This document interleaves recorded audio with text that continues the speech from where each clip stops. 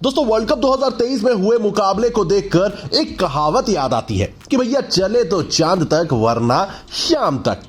खैर यही हाल हो रहा है इंग्लिश टीम का। अफगानिस्तान के खिलाफ अपनी इज्जत की मटिया पलेट करने के बाद अब मुकाबला था साउथ अफ्रीका के साथ। भाई टॉस जीतकर इंग्लैंड टीम पहले गेंदबाजी तो चूज कर लेती है और पहला विकेट भी इन्हें पहले ही ओवर में मिलता है, वो भी क्विंटन डिकॉक का, जो कि इस मुकाबले की सबसे पहली गेंद पर चौका जड़ चुके होते हैं और रीसी टोपली दूसरी ही गेंद पर डिकॉक को जॉस बटलर के हाथों कैच करवा देते हैं। लेकिन यहां से इंग्लैंड टीम का इंग्लिश वाला सफर शुरू हो जाता है, जहां रीजा हेंड्रिक्स और रसी वेंडर डुसे दोनों ही 121 रन की पार्टनरशिप करते हैं। 20th ओवर में गेंदबाजी करने आए आदिल राशिद रसी वेंडर डुसे का शिकार करते हैं और जॉनी बेस्टो के हाथों कैच करवाते हैं और उसके ठीक 5 ओवर बाद रीजा हेंड्रिक्स भी, जो कि सेंचुरी की ओर बढ़ रहे थे, उन्हें भी बोल्ड कर देते हैं। इस तरह आदिल राशिद तो अपने 2 विकेट चटका लेते हैं। यहां पर एडन मार्करम भी धीरे धीरे अपनी हाफ सेंचुरी की ओर बढ़ रहे थे, 42 रन बनाकर वो क्रीज पर मौजूद थे। लेकिन रीसी टोपली साउथ अफ्रीकन कप्तान को आड़े हाथ लेते हैं और जॉनी बेस्टो की उम्दा कैच के चलते उन्हें वापस पवेलियन भेजते हैं, जिसके ठीक 2 ओवर बाद टोपली अपना दूसरा शिकार करते हैं डेविड मिलर के नाम का, जो कि 5 रन बनाकर स्टोक्स के हाथों कैच आउट हो जाते हैं। यहां से एक बार फिर दोस्तों इंग्लिश टीम थोड़ी सी आउट ऑफ ट्रैक होती है। डेविड मिलर जब आउट हुए थे उस समय टीम का स्कोर था 243 रन, जिसके बाद भाई हेनरिक क्लासेन को साथ मिलता है मार्को जेनसन का, जो कि भैया छक्के चौवे मार मार के इंग्लिश टीम की लाइन और लेंथ बिगाड़ देते हैं।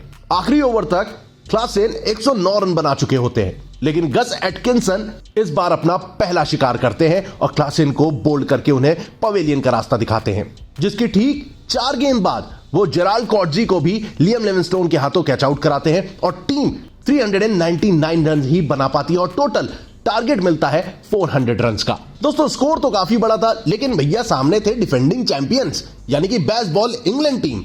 बल्लेबाजी करने आते हैं जॉनी बेस्टो और दाविद मलान, लेकिन यहां पर तीसरे ही ओवर में पहले जॉनी बेस्टो का विकेट गिरता है, जो कि मात्र 10 रन बना पाते हैं और लुंगी एनगिडी की गेंद पर आउट होते हैं। और ठीक इसके 1 ओवर बाद मार्को एंसर भी अपनी गेंदबाजी का नमूना पेश करते हुए जो रूट को वापस पवेलियन भेजते हैं, जो कि इस टूर्नामेंट में अच्छा प्रदर्शन कर रहे थे। बैक टू बैक 2 कंसिस्टेंट खिलाड़ी वापस पवेलियन पहुंच चुके होते हैं, जिसके बाद 24 रन पे इनका तीसरा विकेट गिरता है दाविद मलान के रूप में और देखते ही देखते टॉप ऑर्डर भी वापस पवेलियन में नजर आता है। लेकिन दोस्तों टेंशन की कोई बात नहीं थी, क्योंकि क्रीज पर मौजूद थे बेन स्टोक्स और हैरी ब्रूक्स। लेकिन यहां पर रबाडा के सामने विराट कोहली के फेवरेट बेन स्टोक्स की एक नहीं चलती है। 5 रन बनाकर वो वापस डगआउट की ओर बढ़ लेते हैं। ठीक उनके पीछे पीछे जेराल्ड कॉटजी जॉस बटलर को भी वापस भेजते हैं। अब दोस्तों पहाड़ जैसा लक्ष्य जब सामने नजर आ रहा हो और 67 रन पे 5 विकेट गिर गए हो, तो क्या हैरी ब्रूक और क्या डेविड विली, इंग्लैंड का कोई भी बल्लेबाज क्रीज पर टिकता ही नजर नहीं आ रहा था। 100 रन पर टीम के